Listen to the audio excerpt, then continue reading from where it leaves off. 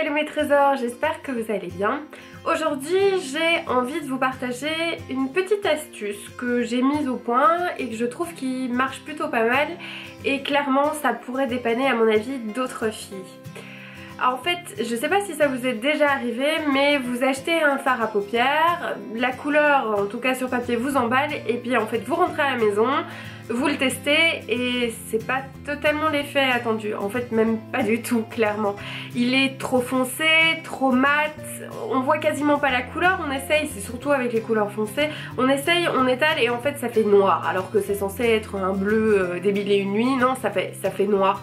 Et j'ai eu ça il y a pas très longtemps, j'ai testé un fard à paupières mat, il était sublime comme ça dans le pot, je le mets et puis je me dis ouais non ça va le faire.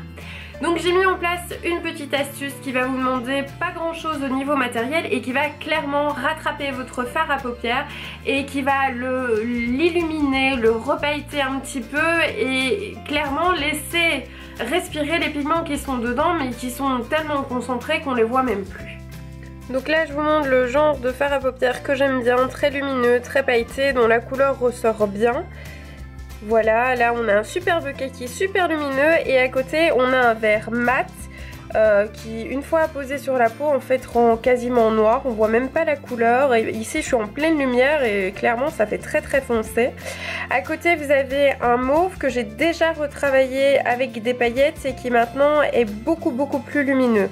Bon je sais pas trop si vous voyez bien mais donc j'ai posé le vert et à côté le mauve que j'ai retravaillé et donc je sais pas si vous voyez mais le mauve a un côté maintenant plus irisé en fait, assez pailleté, très sympa avec les lumières et donc il a une profondeur que le vert n'a pas en fait.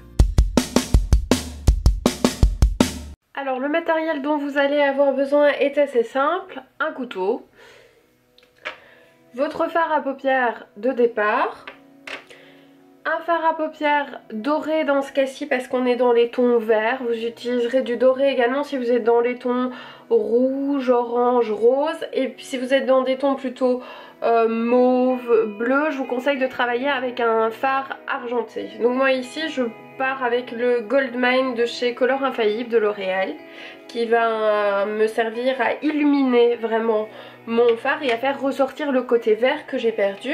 Et je vais en plus de ça incorporer quelques petites paillettes vertes assez flash. Elles sont toutes petites et donc je vais pas en mettre beaucoup mais vraiment c'est pour faire ressortir la couleur qu'on ne voit plus.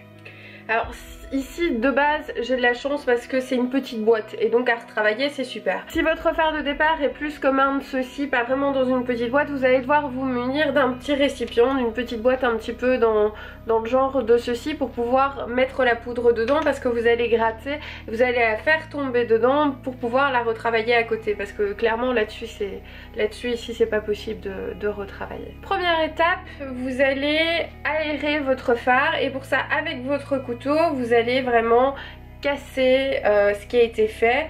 Alors ça peut faire peur comme ça, dites-vous bien que c'est de la poudre hein.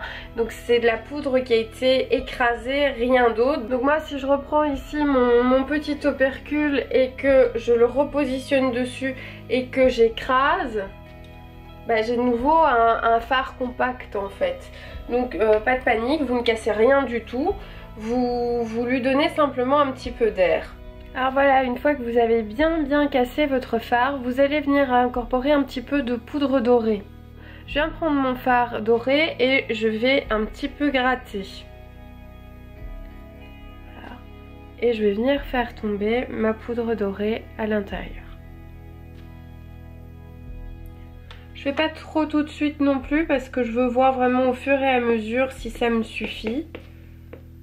Il vaut mieux en mettre trop peu que trop, je reviendrai en chercher s'il m'en faut encore.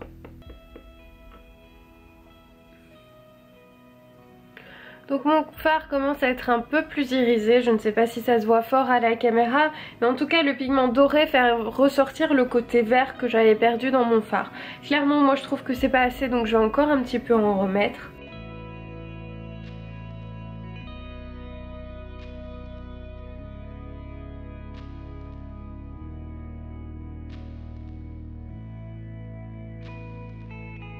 C'est important de ne pas se presser, de prendre le temps de bien casser les différentes parties et de bien mélanger pour avoir un fard à paupières homogène. Alors moi ça me suffit en paillettes dorées, donc je vais incorporer maintenant les petites paillettes vertes.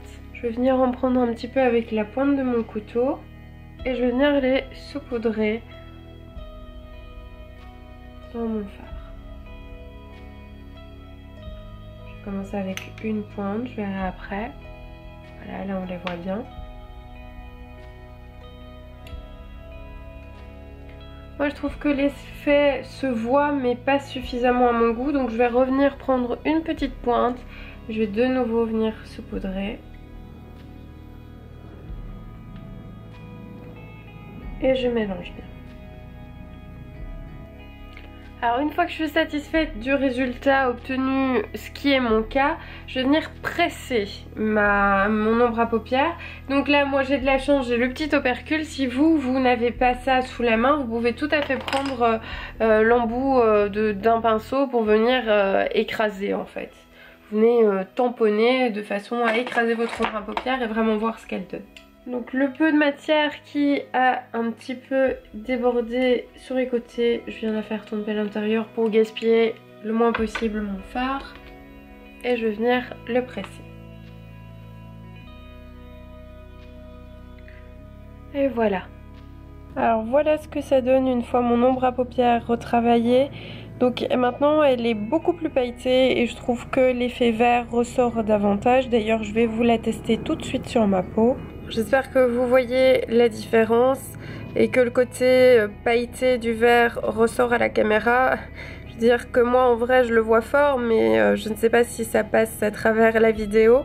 En tout cas la couleur est beaucoup plus visible, je vois davantage que c'est du vert, il est beaucoup plus lumineux, très irisé et les paillettes, si vous vous posez la question, en fait si vous mettez un primer, il n'y a pas de souci, elles tiennent très bien, hein, mais de toute façon pour tous les fards assez pigmentés comme celui-ci, si vous ne mettez pas de primer avant, clairement au fil de la journée ça s'estompe et fin de journée c'est un petit peu dégueulasse, donc il vaut mieux toujours mettre un primer et quand il y a des paillettes d'autant plus parce qu'alors ça tient bien.